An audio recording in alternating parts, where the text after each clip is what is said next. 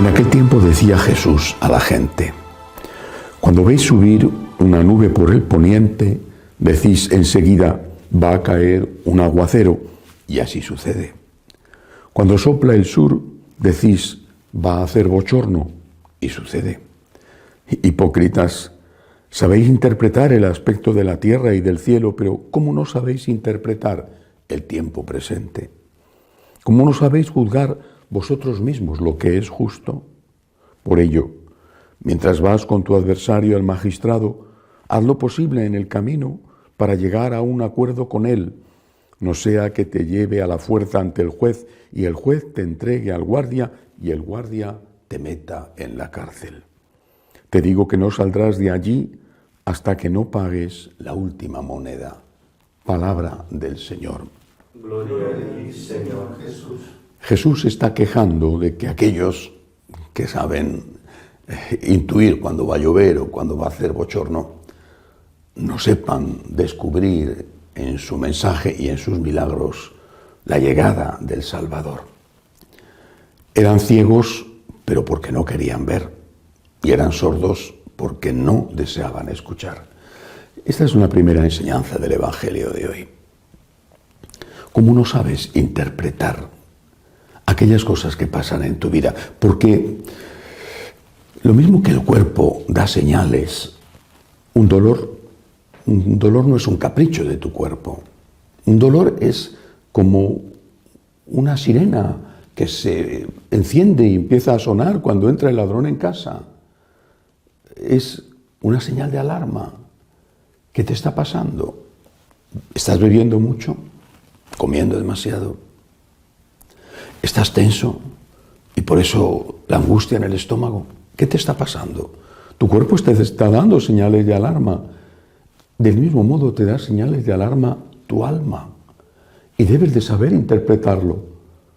Tu alma te está diciendo, por ejemplo, ¿por qué no estás durmiendo bien? Tu alma te está diciendo, ¿por qué estás tan nervioso?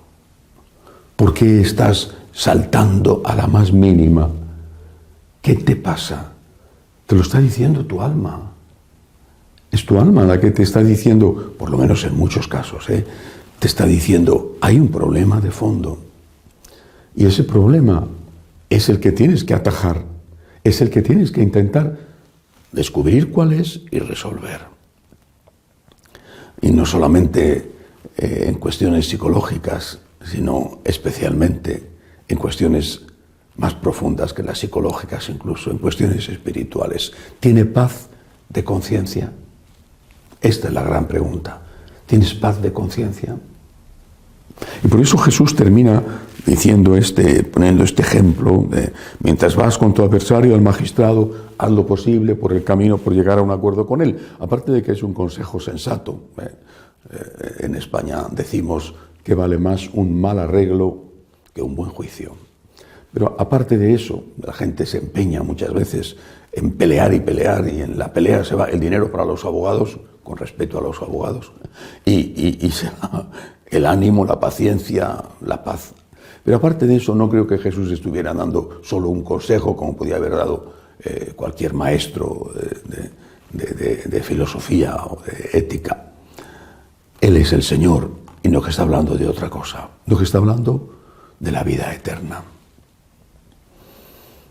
No que está diciendo, debes de estar en gracia, te van a llevar a juicio, arréglate con el que te va a poner la demanda. Debes de estar en gracia, debes de dejar zanjados tus asuntos antes de que te hagan pagar hasta la última moneda.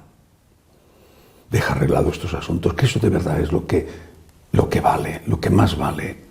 Es la vida eterna lo que te estás jugando, no es cualquier cosa.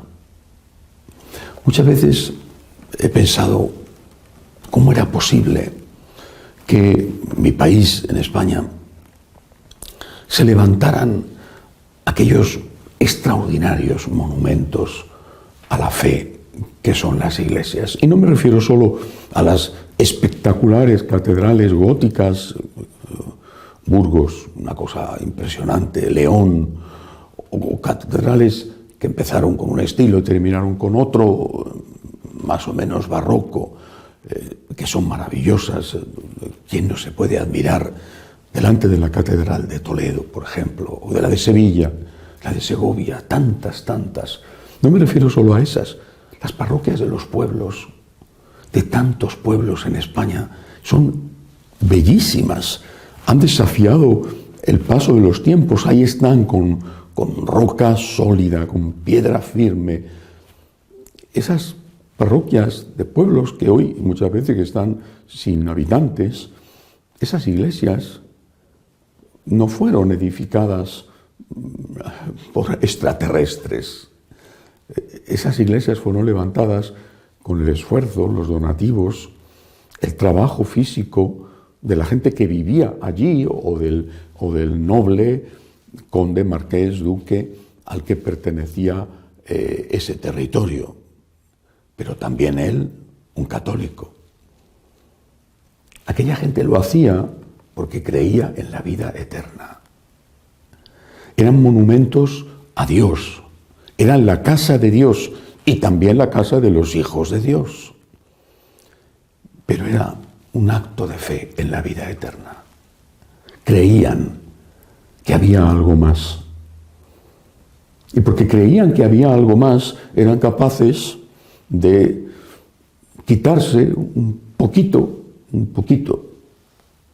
pero a veces de forma sacrificada, de lo que tenían, para dar la limosna y que pudieran comprar una piedra más, o pagar a un pintor, o a un escultor que hiciera una bonita imagen.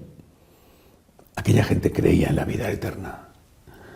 Y cuando ves, repito, esos pueblos, te das cuenta de que a veces no hay nada más en ese pueblo que merezca la pena ser conservado, incluso muchas veces no se ha conservado. A veces la verdad es que lastimosamente no se ha conservado, pero monumentos, la parroquia. Bueno, en algunas ocasiones la plaza del pueblo es muy bella, pienso en lugares como Pedraza, por ejemplo, en Soria, en Segovia, ¿no?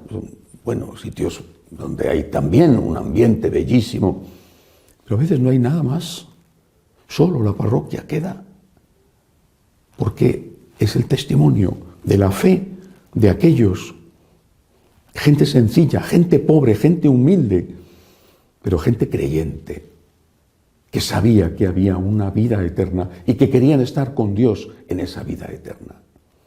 Nosotros, en cambio, nos afanamos, nos preocupamos, nos angustiamos. No digo que en parte no tengamos que hacerlo, pero solo en parte. Hay vida eterna. Y nuestra mayor preocupación, repito, como la de nuestros antepasados que nos dejaron esos grandes monumentos, nuestra mayor preocupación debe de ser estar en paz con Dios, estar en gracia de Dios.